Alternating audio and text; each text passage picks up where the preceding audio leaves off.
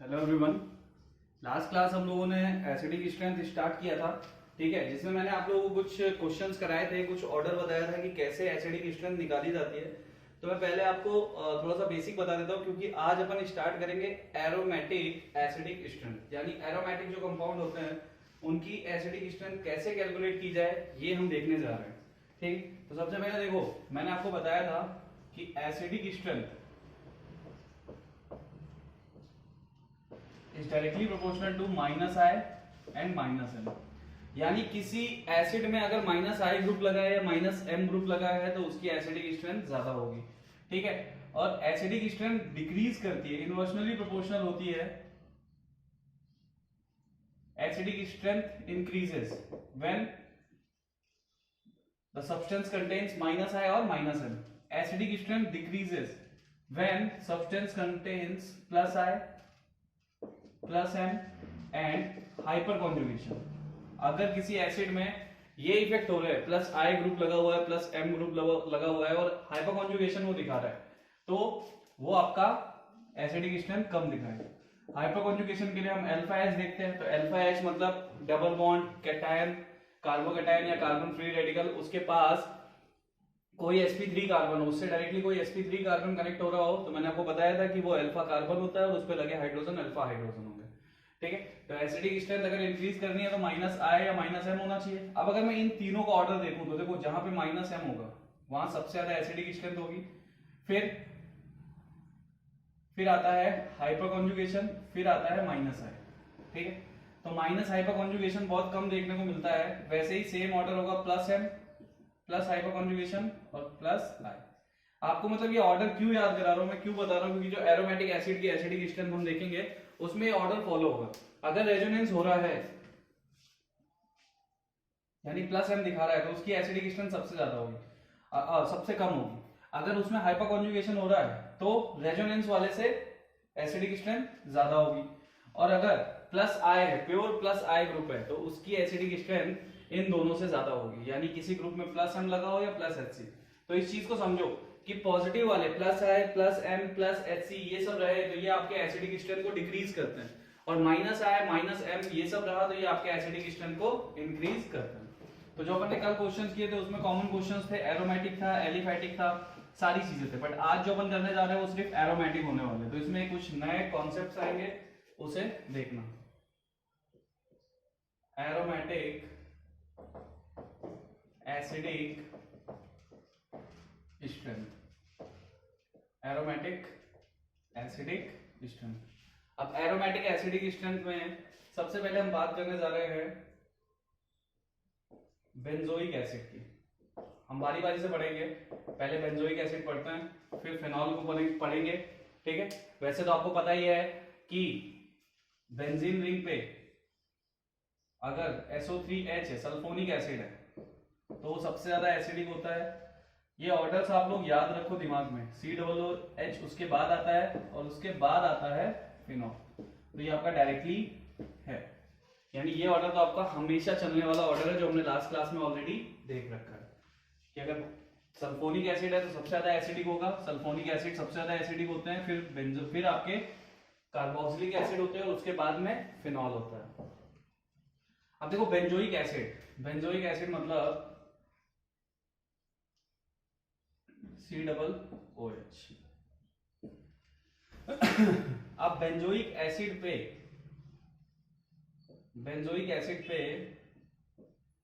या फिर मैं इसको ऐसे बना देता हूं, सर्कल कर देता हूं इसको।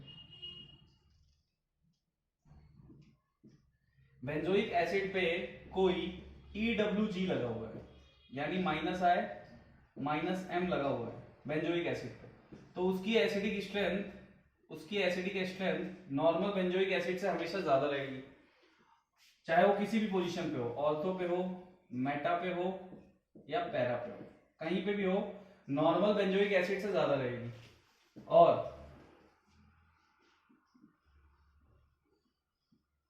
बेंजोइक एसिड पे कोई EWG लगा हो मेटा या फिर पैरा पोजीशन पे, तो उसकी एसिडिक स्ट्रेंथ बेंजोइक एसिड से कम रहेगी। अब देखो यहाँ पे मैंने क्या लिखा है, यहाँ पे ऑर्थो मेटा पैरा तीनों में से किसी भी जगह पे अगर EWG आ गया, इलेक्ट्रॉन विड्रॉइंग ग्रुप आ गया, तो वो नॉर्मल बेंजोइक एसिड से, अब ये नॉर्मल बेंजोइक एसिड है ना, इस पे तो मैंने कुछ भी नहीं लगाया ना EWG ना ERG, तो इससे ज्यादा एसिडिक होगा। लेकिन अगर बात करूं मैं दोनों जगह मैंने EWG लिख दिया, ये ERG होगा, इलेक्ट्रॉन रिलीजिंग ग्रुप। अगर मैं मेटा या पैरा पोजीशन पे, मेटा और पैरा पोजीशन आप लोगों को समझ में आती होगी, ठीक है, मेटा और पैरा पोजीशन पे अगर मैं ERG लगाऊं तो उसकी एसिडिक स्ट्रेंथ बेंजोइक एसिड से कम होती है। अब यहाँ पे मैंने ऑर्थो मेंशन नहीं किया, ठीक है, तो ऑर्थो पे अगर कोई ग्रुप लगा रहा तो ऐसा नहीं होगा, इस चीज को ध्यान रखना। अगर बेंजोइक एसिड के ऑर्थो पोजीशन पे कोई ग्रुप लगा रहा तो उसकी acidic strength normal benzoic acid से ज्यादा होती है, उस चीज को हम समझते हैं। तो पहले देखो यहाँ पे मैंने फिर से देख लो ध्यान से, यहाँ मैंने तीनों पोजीशन मेंशन की है, ऑर्थो मेटा पैरा, लेकिन यहाँ पे मैंने ऑर्थो नहीं लिखा, सिर्फ मेटा और पैरा, यानी ये ERG अगर मेटा और पैरा पे रहा तो आपके बेंजोइक एसिड से उसकी एसिडिक स्ट्रेंथ कम रहेगी। लेकिन अगर कोई ERG या EWG ऑर्थो पोजीशन पे रहा तो उसकी acidic strength normal benzoic acid से ज्यादा रहेगी, यानी इससे ज्यादा रहेगी अगर कोई भी ग्रुप कहां पे रहा, ऑर्थो पोजीशन पे। तो यहां पे सिर्फ मेटा और पैरा लिखा हुआ है, ठीक है, M और P में होता है। तो अभी हम क्वेश्चंस वगैरह करेंगे तो समझेंगे इन चीजों को। पहले हम देखते हैं एक कॉन्सेप्ट जिसका नाम है ऑर्थो इफेक्ट।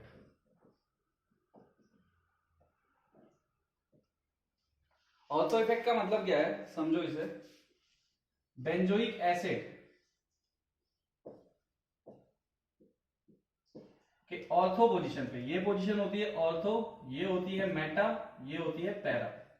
ऑर्थो पोजीशन पे कोई भी ग्रुप लगाओ, चाहे वो EWG हो चाहे वो ERG हो, ठीक है, उसकी एसिडिक स्ट्रेंथ, ये मेटा पोजीशन थी, ये पैरा पोजीशन आपको पता है, ये मेटा है ये पैरा है। बेंजोइक एसिड के ऑर्थो पोजीशन पे कोई भी ग्रुप हो, चाहे वो EWG हो चाहे वो ERG हो, उसकी एसिडिक स्ट्रेंथ ऑलवेज ज्यादा रहेगी नॉर्मल बेंजोइक एसिड से, उसकी acidic strength normal benzoic acid से ज्यादा रहेगी, भले ही ऑर्थो पोजीशन पे EWG हो या ERG हो।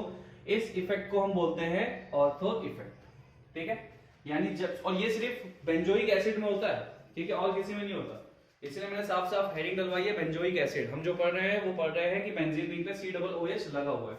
तो बेंजोइक एसिड के ऑर्थो पोजीशन पे चाहे आपके मेटा लगा हो, चाहे आपका चाहे आपका -I लगा हो, चाहे आपका +I लगा हो, चाहे आपका -M लगा हो, चाहे आपका +M लगा हो, कुछ भी लगा हो, उस केस में उसकी एसिडिक स्ट्रेंथ ज्यादा रहेगी नॉर्मल बेंजोइक एसिड से, सिर्फ ऑर्थो पोजीशन पे।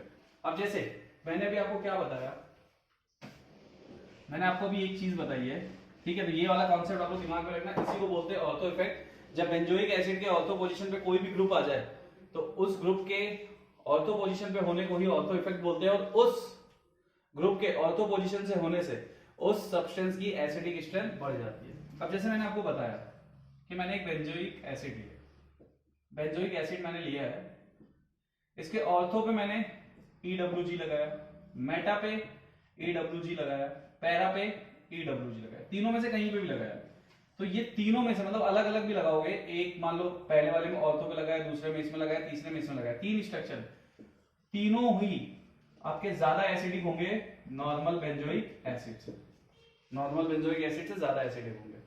लेकिन अगर आपने कोई ERG, ये सारी चीजें लिख लेना, ERG मेटा और पैरा पे लगाया है तो उस केस में आपका नॉर्मल बेंजोइक एसिड ज्यादा एसिडिक होगा, ERG मतलब +I और +M। बट अगर आपने कोई ERG ऑर्थो पोजीशन पे लगा दिया तो उस केस में वापस ये ज्यादा एसिडिक हो जाएगा। तो इसी चीज को मैंने नाम दिया है ऑर्थो इफेक्ट, इसी चीज को हम बोलते हैं ऑर्थो इफेक्ट। यानी कि सिर्फ और सिर्फ आपको क्या देखना है कि ऑर्थो पोजीशन पे, बेंजोइक एसिड के ऑर्थो पोजीशन पे अगर कोई ग्रुप आ गया तो वो आपका ज्यादा एसिडिक होगा नॉर्मल बेंजोइक एसिड से, ठीक है, ये छोटा सा एक कॉन्सेप्ट है। अब हम चलते हैं, स्टार्ट करते हैं इसके कुछ क्वेश्चंस वगैरह। ये चीज हमें समझ में आ गई कि भाई ऑर्थो इफेक्ट क्या होता है, अगर ऑर्थो पोजीशन पे कोई ग्रुप आ गया तो वो ऑर्थो इफेक्ट होगा। अब इसके रीजन क्या होते हैं ऑर्थो इफेक्ट के, ऑर्थो इफेक्ट के रीजन क्या है वो हम समझ लेते हैं। इसका पहला रीजन होता है due to SIR, SIR effect हमने पढ़ा था, यहां पे पढ़ा दूंगा। और दूसरा होता है इलेक्ट्रॉनिक फैक्टर। पहला होता है ड्यू टू SIR। जैसे सपोज करो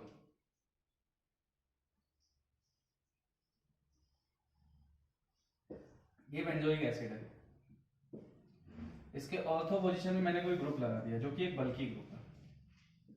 ये नॉर्मल बेंजोइक एसिड है। अब देखो दोनों में से अगर मैं H प्लस निकाल दूं, यहां से मैंने H प्लस निकाल दिया तो ये बना COO माइनस और ये भी बना COO माइनस और H प्लस। अब हमारा एसिड ज्यादा स्ट्रॉन्ग कब होगा? जब वो इजिली H प्लस डोनेट कर दे। अब देखो दोनों केस में अगर ये H प्लस डोनेट करने जाएगा तो इसको पीछे से बैक सपोर्ट मिलेगा, पीछे से इसको रेजोनेंस मिलेगा, यानी रिंग रेजोनेंस करना स्टार्ट कर देगी। अगर रिंग रेजोनेंस करना स्टार्ट कर देगी तो नेगेटिव चार्ज अनस्टेबल हो जाएगा, क्योंकि यहाँ पे और ज्यादा चार्ज पहुंच जाएगा, तो ये अनस्टेबल हो जाएगा। ठीक है, यानी कि नॉर्मल बेंजोइक एसिड में अगर H प्लस निकलता है तो तुरंत पीछे से रेजोनेंस होने के चांसेस है। बट अगर यहाँ पे एक बल्की ग्रुप है, मैंने बताया था कि किसी भी ग्रुप के रेस्पेक्ट में अगर ऑर्थो पोजीशन पे कोई ग्रुप है जिसमें से 4 ग्रुप मैंने लिखवाए थे O माइनस, OH, NH2, ठीक है, ये मैंने 3-4 ग्रुप लिखवाए थे जो आपका SIR नहीं दिखाते, SIR जाके देख लेना। तो क्या होगा, ये बल्की ग्रुप आने की वजह से ये आउट ऑफ द प्लेन चला जाएगा, यानी ये 90 पे ऐसे आ जाएगा, जो भी प्लेन में है ना रिंग के साथ वो 90 पे ऐसे आ जाएगा बाहर की तरफ। अब 90 पे आएगा तो रेजोनेंस तो मैंने अपन को पता है, रेजोनेंस प्लेनर स्ट्रक्चर में होते हैं, रेजोनेंस पैरेलल p ऑर्बिटल में होते हैं।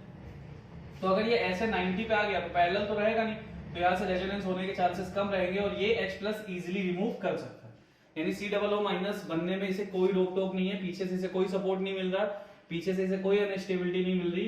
दैट्स व्हाई बोला जाता है कि अगर ऑर्थो पोजीशन पे कोई ग्रुप आ जाएगा तो उसकी एसिडिक स्ट्रेंथ ज्यादा हो जाएगी, यानी Ka वैल्यू 1 की ज्यादा रहेगी सेकंड से। जबकि यहाँ पे क्या हो रहा है, यहाँ पे जैसे ही H प्लस को रिमूव करने की कोशिश करेगा पीछे से रेजोनेंस होने के चांसेस रहेंगे जो कि इसको अनस्टेबल करेंगे।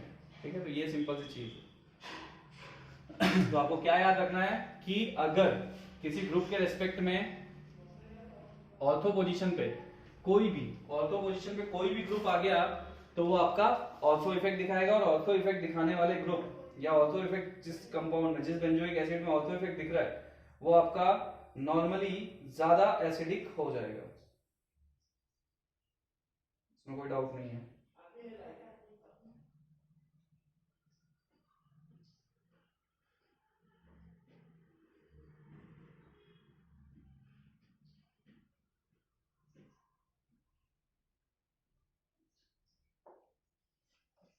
ठीक है, अब ऑर्थो इफेक्ट के भी दो exceptions of ortho effect, exception of ortho effect. दो ग्रुप ऑर्थो इफेक्ट का एक्सेप्शन है, पहला है NH2, अगर NH2 आ गया तो वो एक्सेप्शन हो जाएगा, और OCH3, ये दो ग्रुप अगर प्रेजेंट है ऑर्थो पोजीशन पे तो वो ऑर्थो इफेक्ट के एक्सेप्शन है, यानी उनसे कोई ऑर्थो इफेक्ट जनरेट नहीं होगा, NH2 और OCH3। ठीक है, तो आपको सिर्फ इतनी सी बात याद रखनी है, पहला अगर ऑर्थो पोजीशन में कोई ग्रुप आ रहा है तो SIR हो जाएगा, SIR की वजह से आपको पता है रेजोनेंस रुक जाता है, और रेजोनेंस रुक जाएगा तो H प्लस को निकलने में कोई भी दिक्कत नहीं होगी। सेकेंड हम पढ़ते हैं इलेक्ट्रॉनिक फैक्टर। इलेक्ट्रॉनिक फैक्टर क्या है?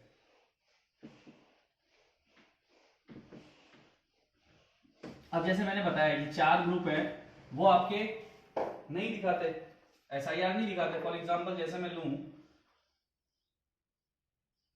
COOH और यहां ले लूं OH, तो इसका मतलब ये है कि ऑर्थो इफेक्ट का क्राइटेरिया सिर्फ SIR नहीं है। अब इलेक्ट्रॉनिक फैक्टर क्या है वो समझो।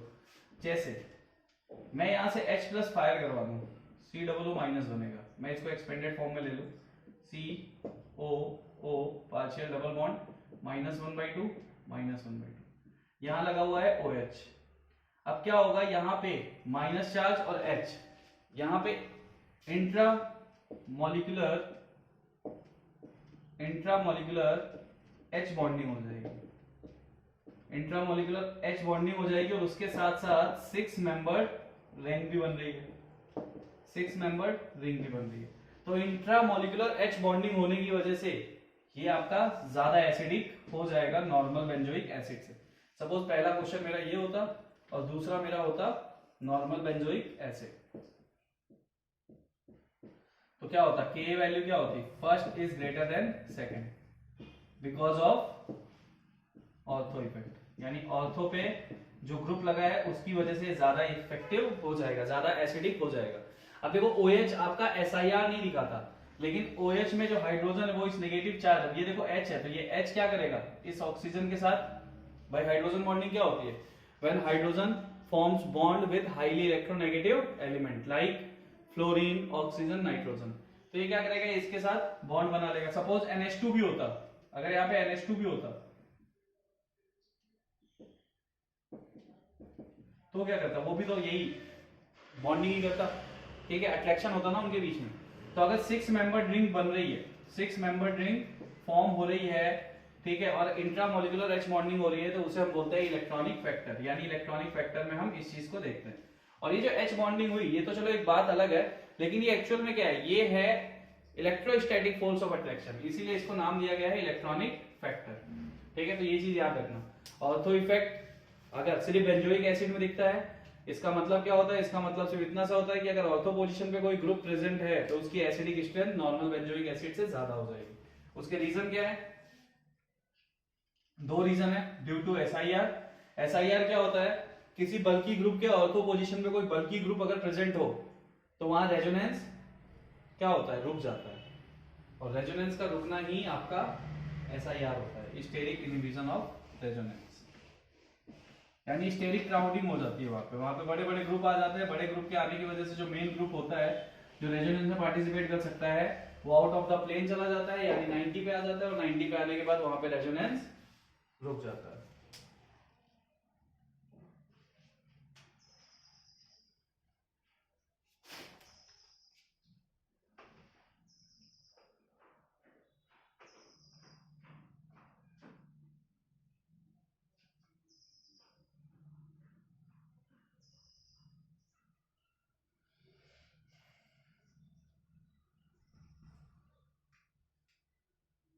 चलिए अपन कुछ क्वेश्चंस करते हैं कंपैरिजन के।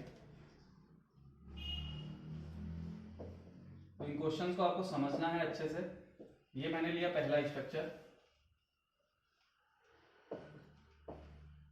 और ये लिया दूसरा स्ट्रक्चर, ये फर्स्ट है ये सेकंड है।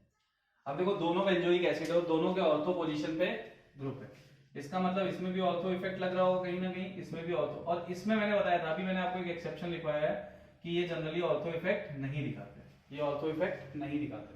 तो OCH3 है, सिंपल सी बात है, Ka किसका ज्यादा होगा, फर्स्ट का। क्यों फर्स्ट का इसलिए ज्यादा होगा क्योंकि यहाँ पे 6 मेंबर रिंग भी बन जाएगी, फॉर्मेशन ऑफ 6 मेंबर रिंग और उसके साथ साथ इंट्रामोलिकुलर हाइड्रोजन बॉन्डिंग भी हो जाएगी फर्स्ट वाले में। तो ये चीज याद रखना, OCH3 आपका ऑर्थो इफेक्ट नहीं दिखा रहा। तो ये पहला क्वेश्चन था, ठीक है।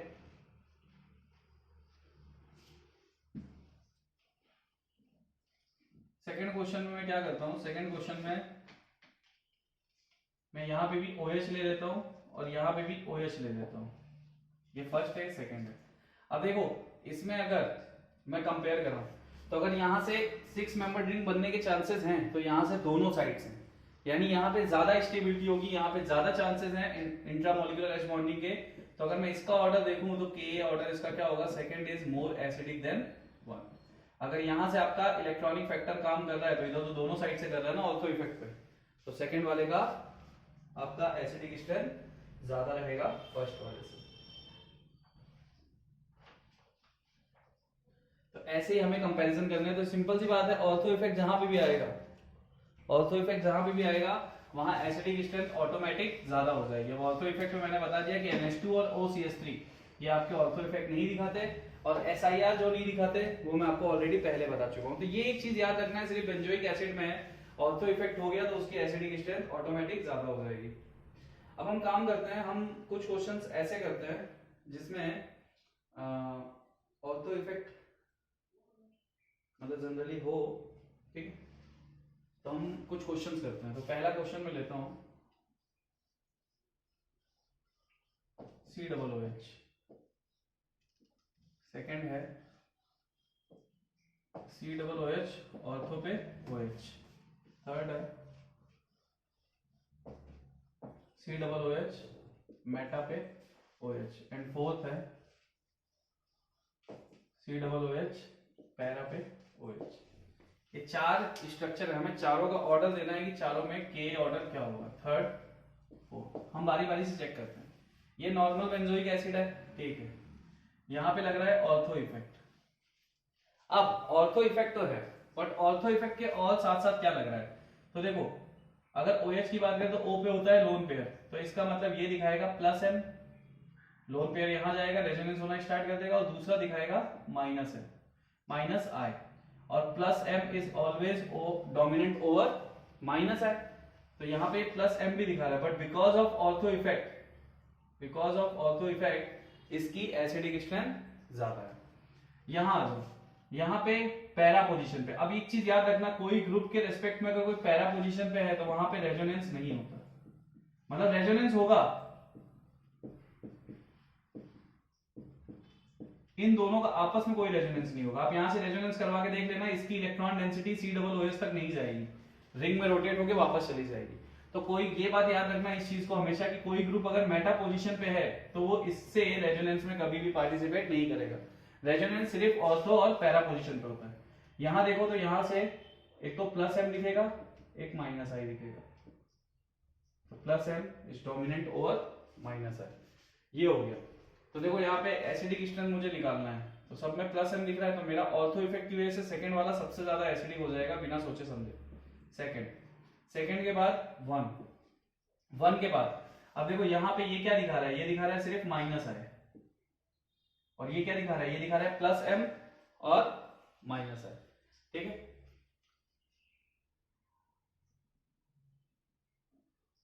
नहीं, सेकंड के बाद आएगा थर्ड, क्योंकि थर्ड में ये -I दिखा रहा है सिर्फ।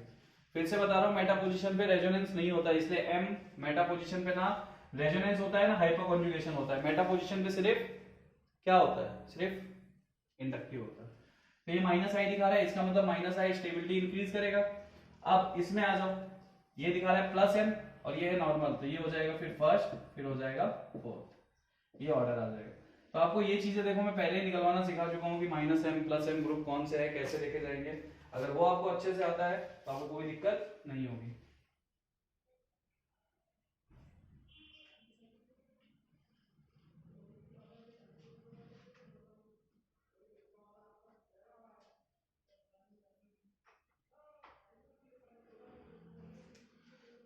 चलो सेकंड क्वेश्चन लेते हैं। ये पहला क्वेश्चन था,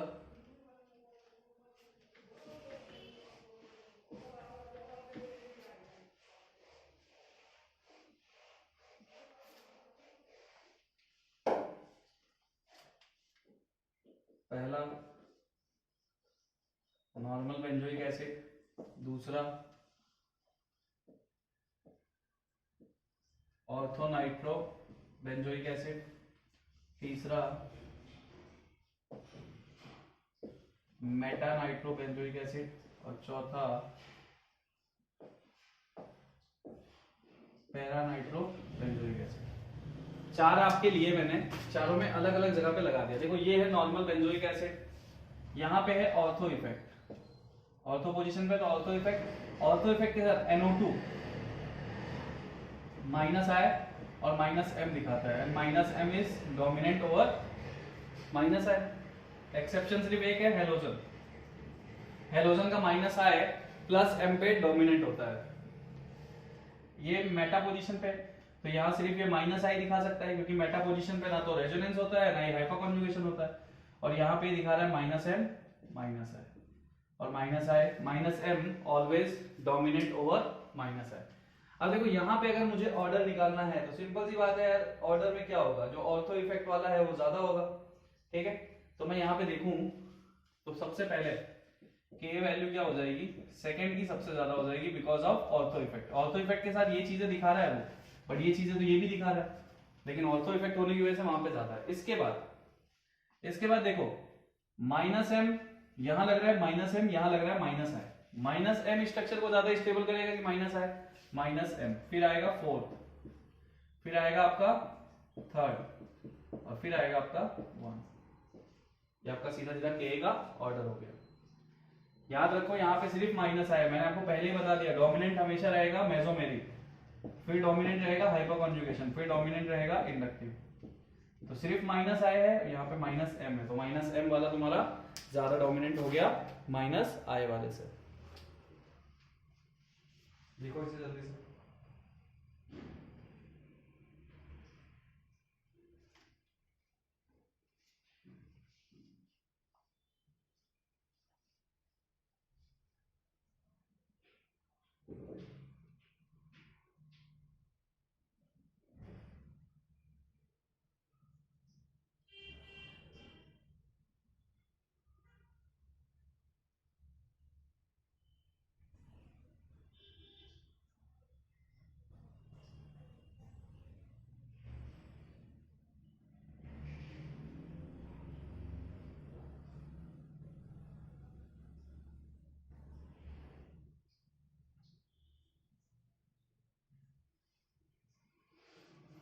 चलिए नेक्स्ट करते हैं।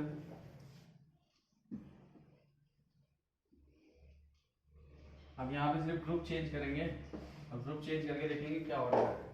तो अभी मैं लगा देता हूँ Cl क्लोरीन, ये नॉर्मल बेंजोइक एसिड है। यहाँ पे ऑर्थो इफेक्ट दिखेगा, ऑर्थो इफेक्ट के साथ Cl क्या क्या दिखा सकता है? Cl दिखा सकता है प्लस एम और minus I. In case of hydrogen minus I dominant over plus M. यहां से ये सिर्फ माइनस आई दिखा रहा है और यहां से प्लस एम डोमिनेंट माइनस आई। ठीक है, तो इसमें सबसे ज्यादा एसिडिक कौन होगा? तो ऑब्वियस सी बात है ऑर्थो इफेक्ट सेकंड। सेकंड के बाद थर्ड और फोर्थ में, तो थर्ड और फोर्थ में देखो क्या हो रहा है। थर्ड में आपका सिर्फ माइनस आई लग रहा है और फोर्थ में आपका माइनस आई के साथ साथ क्या लग रहा है? फोर्थ में आपका दोनों लग रहा है, प्लस एम माइनस आई। लेकिन माइनस आई क्या है? डोमिनेंट है दोनों में। बट अगर यहां से देखो तो यहां से माइनस आई ज्यादा पास में लग रहा है ना, और यहां से माइनस आई थोड़ा दूर में लग रहा है, जबकि दोनों में माइनस आई डोमिनेंट है बट माइनस आई पास में यहां ज्यादा है। तो हो जाएगा थर्ड, उसके बाद फोर्थ, उसके बाद फर्स्ट। ये आपका के का ऑर्डर हो जाएगा।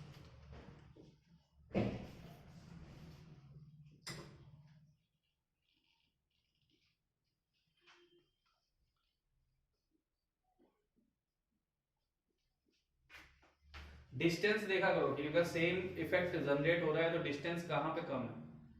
हाँ, यही अगर प्लस आई का केस हो गया होता तो अपोजिट हो जाता। प्लस आई जितना दूर से लगेगा उतना ज्यादा एसिडिक स्ट्रेंथ बढ़ेगी, उतना ज्यादा स्टेबिलिटी बढ़ेगी, और माइनस आई जितना पास से लगेगा उतना ज्यादा स्टेबिलिटी बढ़ेगी। तो ये चीज याद रखो, माइनस आई माइनस एम स्टेबिलिटी को इंक्रीज करते हैं, एसिडिक स्ट्रेंथ को इंक्रीज करते हैं, और plus I plus M acidic strength को डिक्रीज करते हैं। इन्हीं बेसिस पे तुम्हें क्वेश्चन सॉल्व करने होते हैं।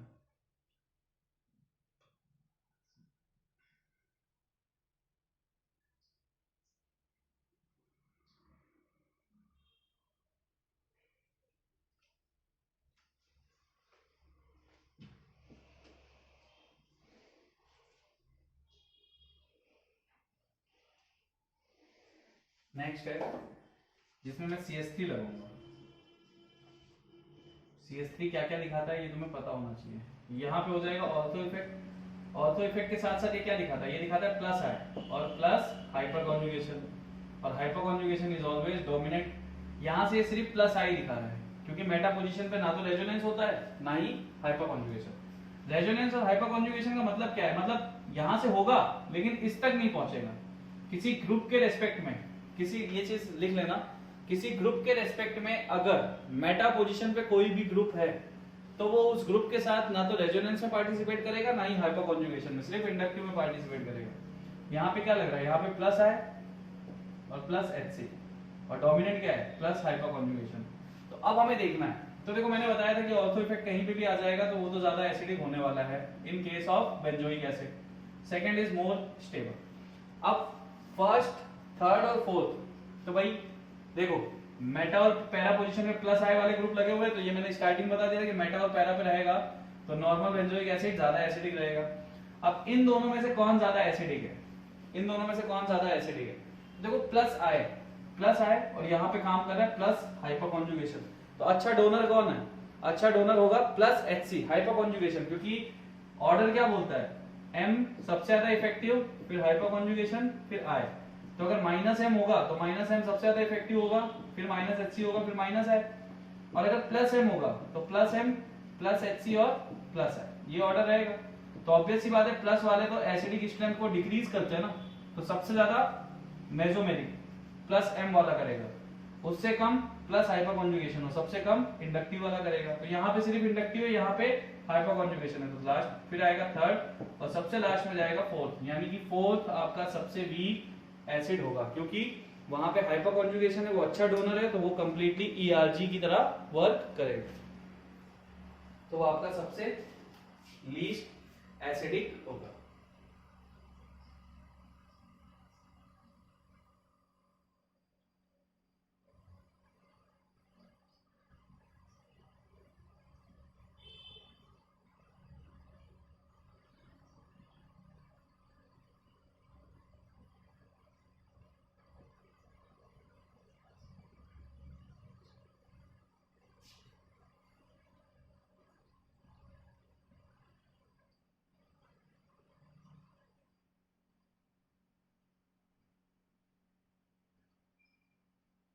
तो आपको ये देखना आना चाहिए यार कि कौन सा इफेक्ट काम कर रहा है। अगर आप ये देखना सीख गए, ऑर्थो इफेक्ट वाला मैंने केस करा दिया, ऑर्थो इफेक्ट का कोई लोचा नहीं है, ठीक है। तुम्हें ये देखना है कि जो ग्रुप लगा हुआ है वो क्या दिखा रहा है, प्लस I प्लस M, और अगर ये चीज तुमने अच्छे से समझी होगी तो तुम्हें आ जाएगा।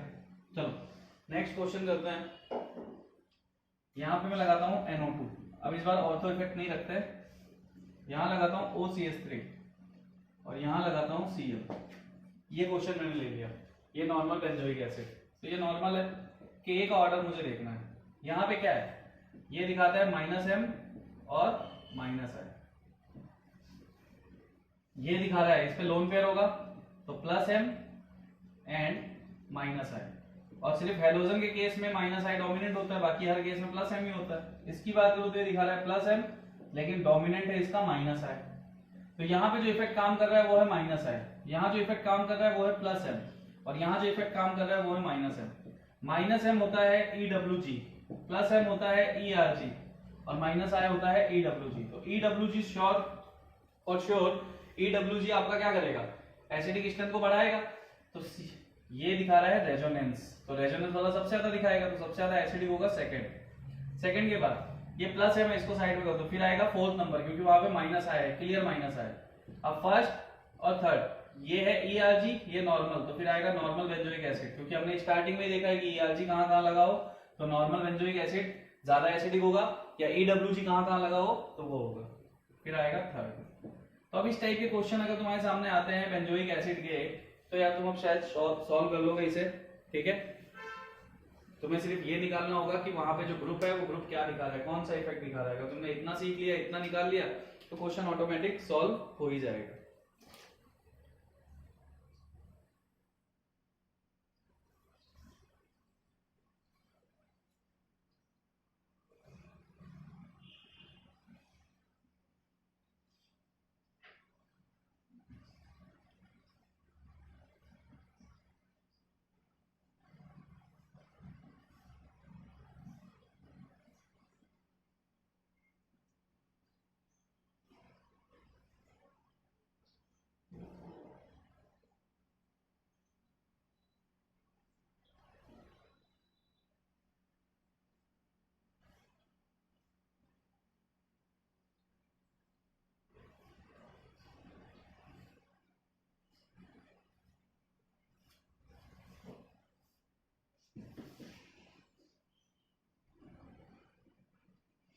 अगर मान लो यही चारों ग्रुप आपके ऑर्थो पोजीशन पे लगे रहते, चारों के चारों ऑर्थो पोजीशन पे होते, फिर क्या होता?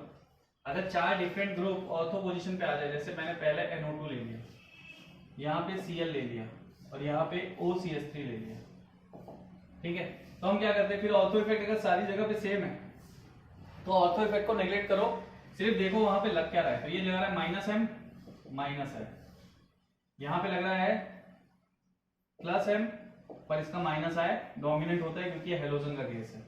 यहाँ पे OCH3 है, तो यहाँ पे लग रहा है +M और माइनस आई, प्लस एम डोमिनेंट है, तो ऑब्वियस सी बात है के ऑर्डर निकालना है।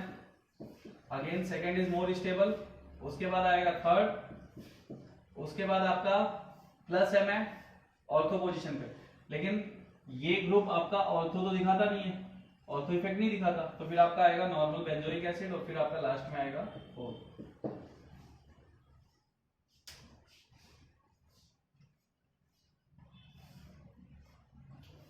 ऑर्थो इफेक्ट पे अगर सब आ जाए तो सिर्फ ये चेक कर लो कि वहां पे कौन सा इफेक्ट जनरेट हो रहा है।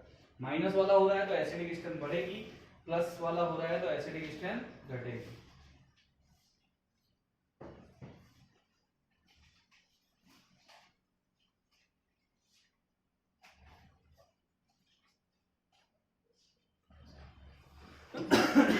अब एक एग्जांपल है जो तुम्हें याद रखना है।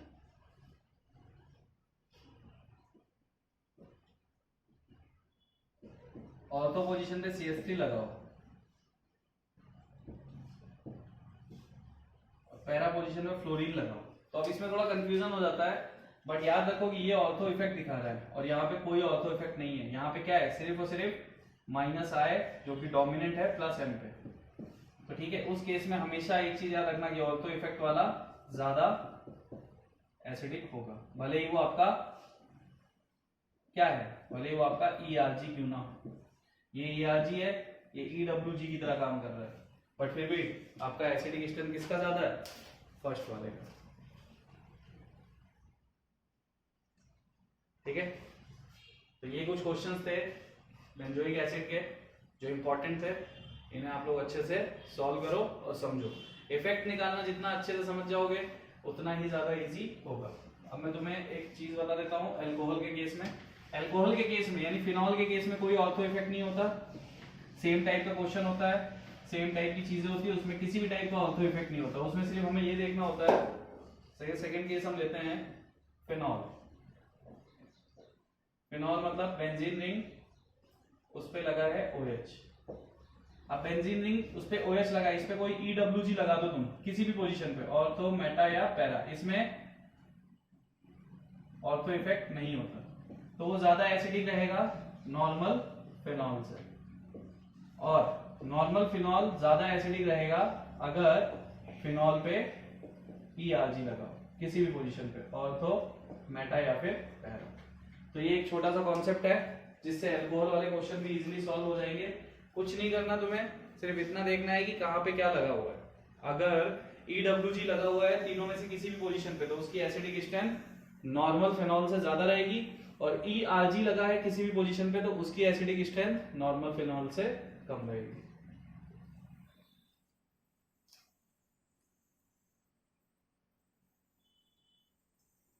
ठीक है, तो ये है आज आपकी क्लास, अपन आज यहीं पे रखेंगे और इसकी प्रैक्टिस वगैरह करो फिनॉल विनॉल ये वाले क्वेश्चन की। आगे मैं क्वेश्चन कंटिन्यू कराऊंगा फिर इसके। फिलहाल इस चैप्टर को अच्छे से पढ़ो, जितना अच्छे से पढ़ सकते हो, जितना टाइम दे सकते हो दो। बहुत लिमिटेड करा रहा हूँ मैं काम, थोड़ा चल रहा है अपना जैसे भी चल रहा है। ये चैप्टर आपको मिस नहीं करना, क्योंकि हमारे पास जब कोचिंग स्टार्ट होगी तो हमारे पास ज़्यादा टाइम नहीं रहेगा कि हम इन सब चीज़ों पे बहुत डिटेल में बात कर सकें। तो यार थोड़ा अच्छे से पढ़ाई करो, अपने डाउट्स वगैरह तुम लोग डिस्कस करते रहो।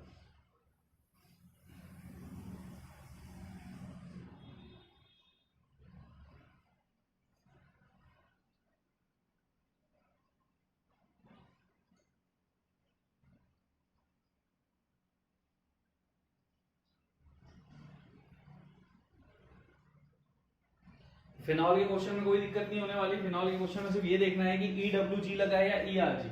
EWG रहेगा किसी भी पोजीशन पे, इसमें ऑर्थो इफेक्ट होता नहीं, तो EWG होने से आपका क्या होगा, एसिडिक स्ट्रेंथ हमेशा ज्यादा रहेगी, और ERG किसी भी पोजीशन में रहेगा तो नॉर्मल फिनॉल से एसिडिक स्ट्रेंथ कम रहेगी। तो जो क्वेश्चन अभी हमने किए थे बेंजोइक एसिड वाले, तुम सेम ग्रुप इस पे भी लगा के इसकी प्रैक्टिस कर सकते हो। जैसे मैं एक दो क्वेश्चन अगर इसके लिए दे दूं, तो जैसे मैं दे देता हूं, नॉर्मल फिनॉल है फर्स्ट, सेकंड है फिनॉल पे ऑर्थो पोजीशन पे Cl लगा है, थर्ड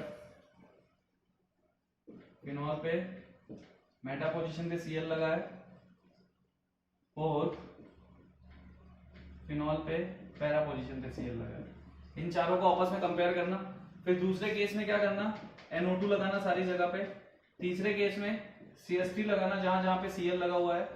चौथे केस में OCH3 लगा लेना और आपस में कंपैरिजन करके देखना। फिर इसके आगे के क्वेश्चंस मैं कंटिन्यू कराऊंगा।